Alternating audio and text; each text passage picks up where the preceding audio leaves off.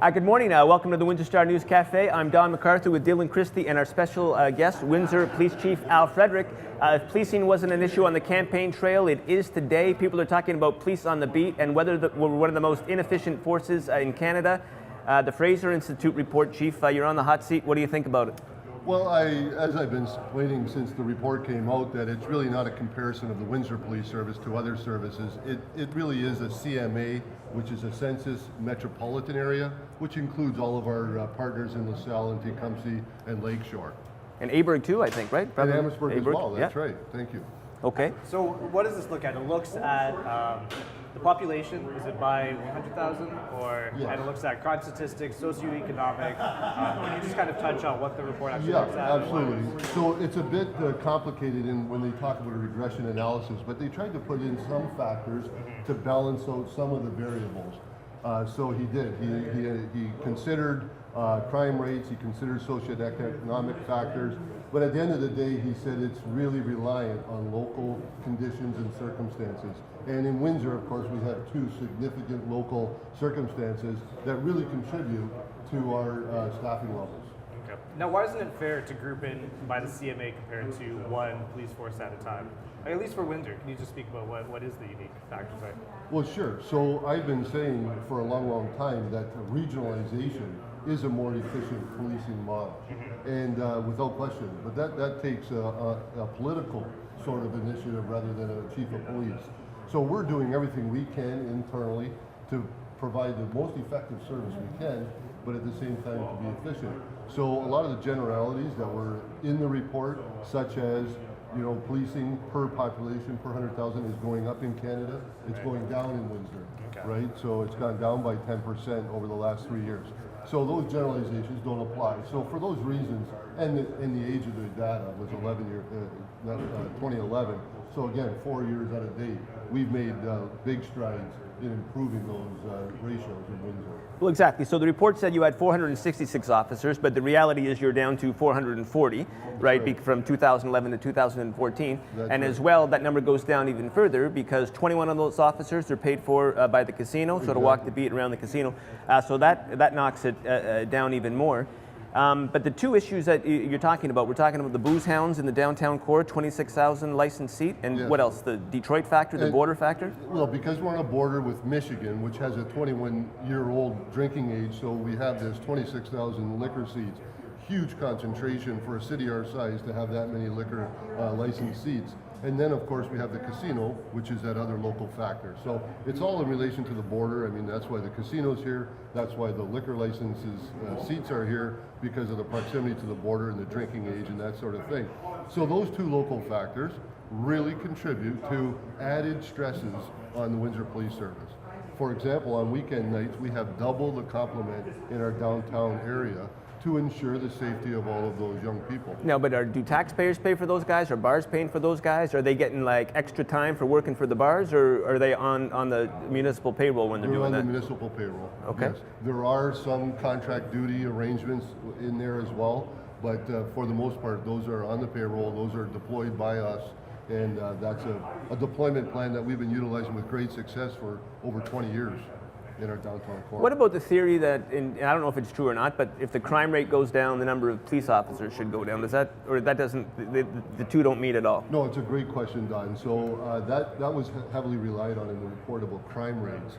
Unfortunately, crime is 20% of our time deployed on the street. So 80% of our time is in relation to other things other than crime.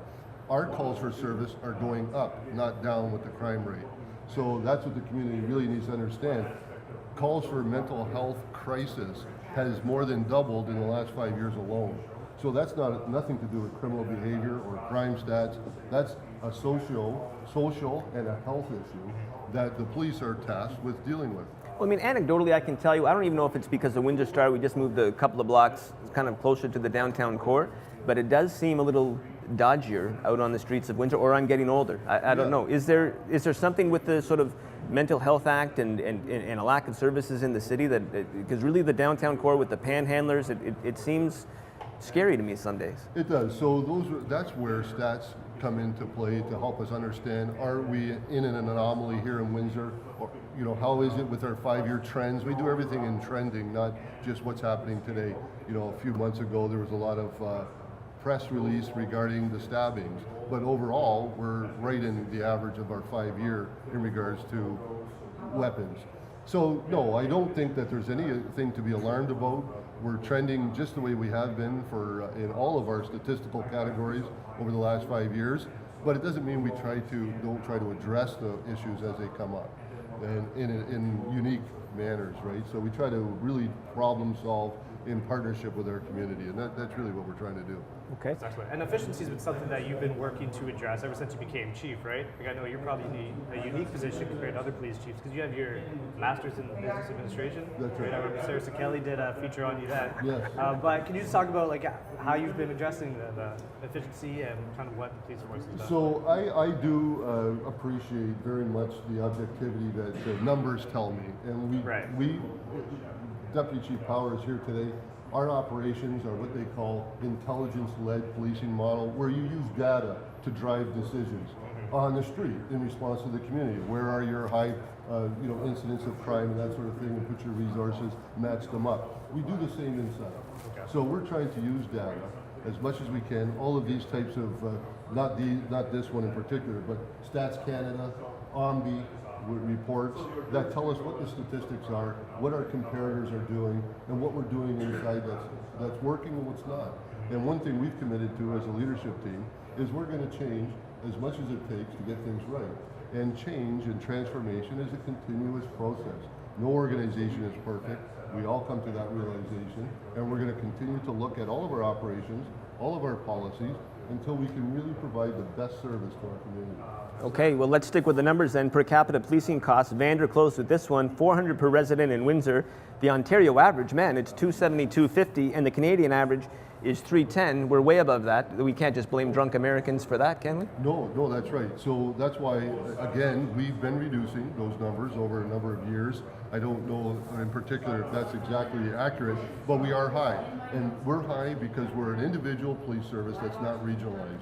Regionalization, when you take in lower density populations, lower crime rates in suburban areas, and then meld them into your own, you have the opportunity to be much more efficient.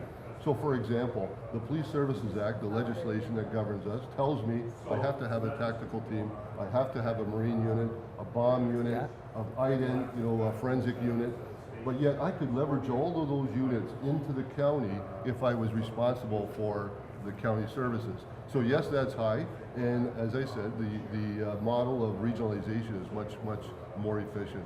Now, is that up to each individual municipality to make that decision to work together to develop that regional police force? So it sounds like you're in favor of it. I am absolutely in favor. And I think Eddie Francis has long been in favor of it. I don't know, I believe he is, but I'm definitely in favor. It's the other guys, I think, in the other municipalities that don't like it so much. That's the one thing that does come across in the Fraser report. They say there are opportunities for economies of scale, like all kinds of things you could split services on, like prisoner transportation, the bomb squad, like you mentioned. So is there an opportunity for potentially outsourcing of certain things that are done by Windsor Police now? Could they be done for all police services by sort of outside agencies? I mean, it's happening to newspapers, like people are laying out pages. And without question, there's opportunities. And so internally, for example, we partnered recently with our fire department in a shared service and provide our command post. So we have jointly purchased a command post. It's a large bus, for lack of better terms.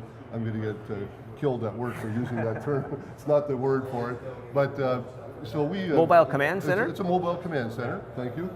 And so we have jointly purchased one with the fire department that we will share, rather than both of us having one, which was the history here. So that's a small example of sharing services.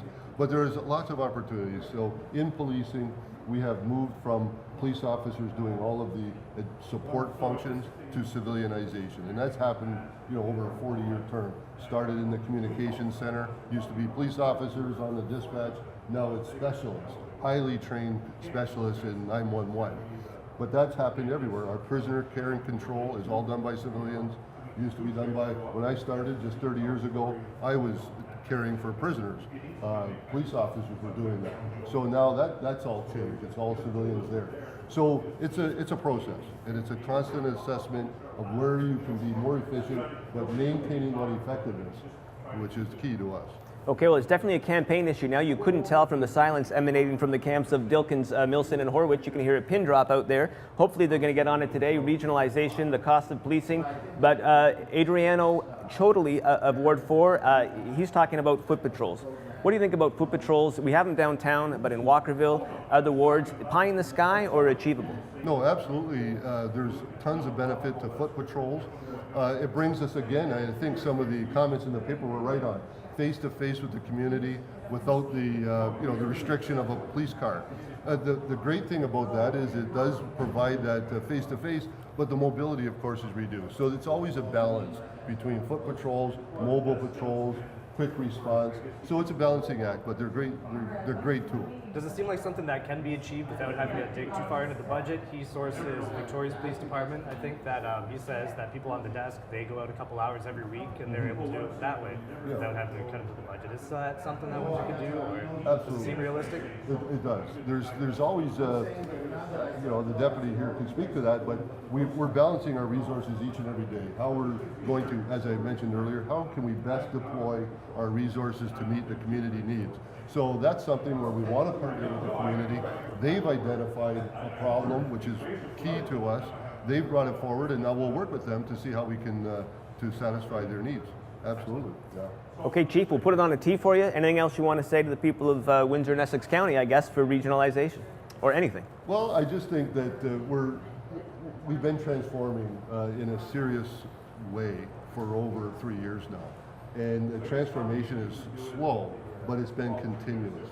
And it's something that takes an entire organization, first of all, to understand the benefits, understand how we're going to get there, laying out that path. And we've been doing that, and we've had a complete organizational shift in the last 3 years in regards to our deployment models, our scheduling, our organizational structure. We're much flatter today. There's actually more police officers on the street today, even with the reductions, because it was at the upper levels of the organization that we reduced. So these are the types of things that we're engaged in. It's time consuming, it takes a total effort, and we've been very successful because of the buy-in that we've received from all of our senior staff, and all of our staff. Excellent. Okay, Chief, thanks for joining us on the Windsor Star News Cafe. Thank you for having me.